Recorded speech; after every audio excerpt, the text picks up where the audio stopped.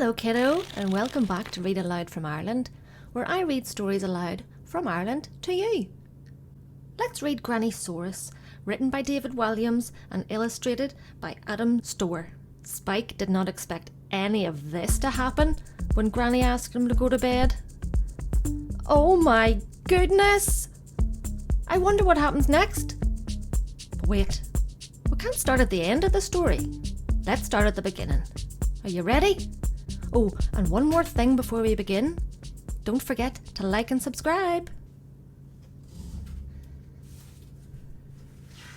Grannysaurus by David Walliams. Do you love to stay up late? This is a story about a boy who never wanted to go to bed, especially when he was having a sleepover at Granny's house. Bedtime, announced Granny as she and her grandson finished their dinosaur jigsaw together. But Mum and Dad let me stay up until way past midnight, fibbed the boy. Haha, I'm not falling for that old one, Spike. It's bedtime.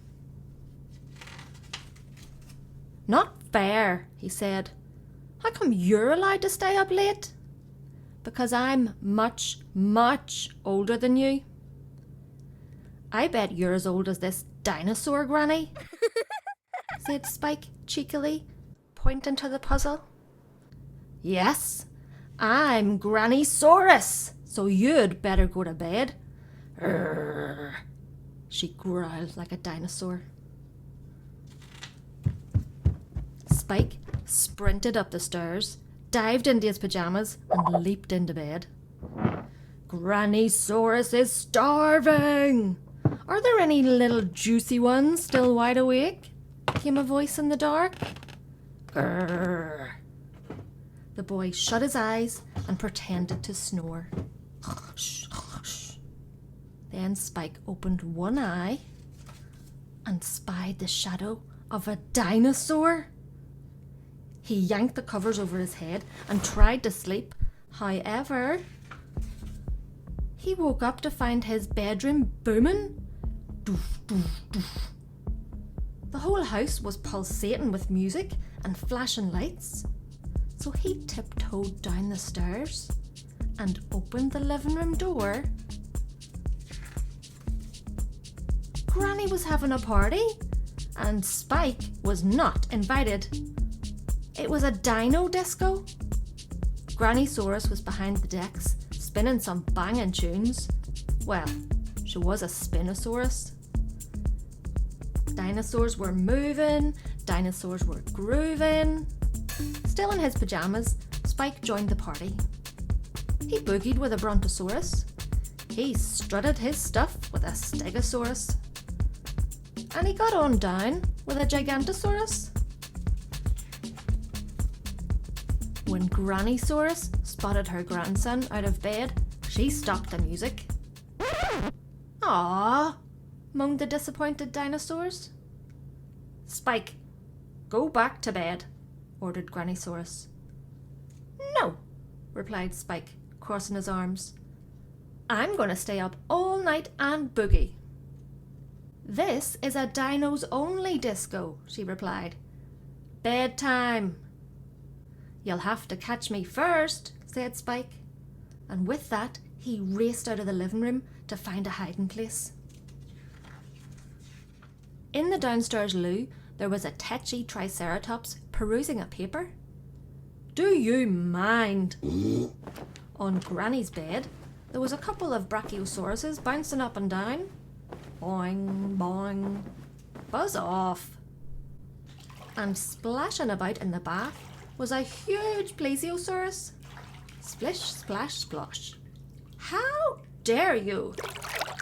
So Spike raced back to the living room. Bedtime! Shouted all the dinosaurs.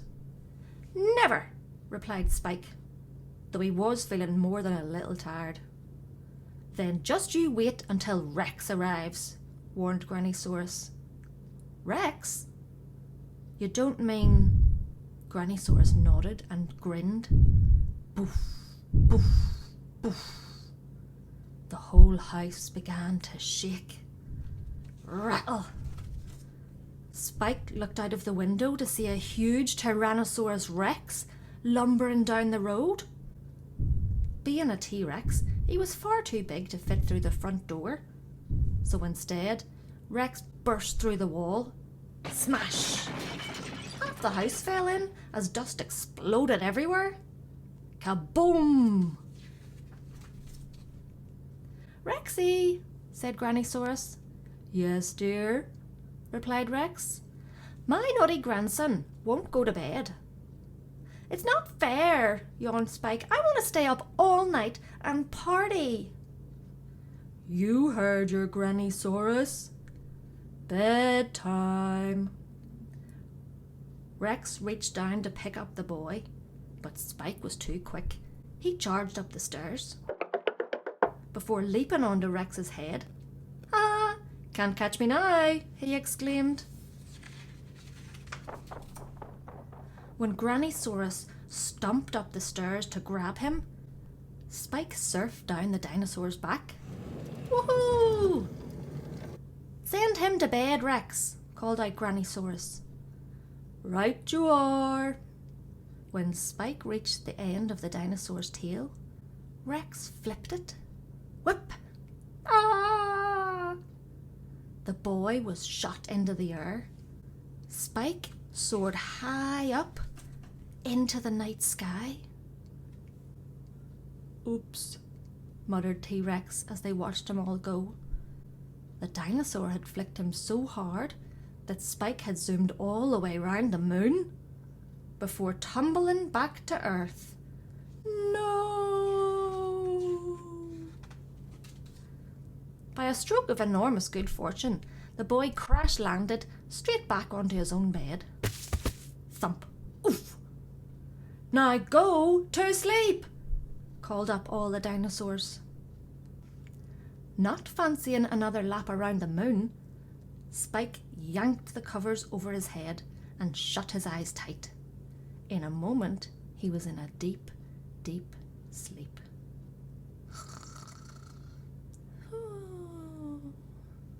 From that day on, Spike went to bed early, ridiculously early.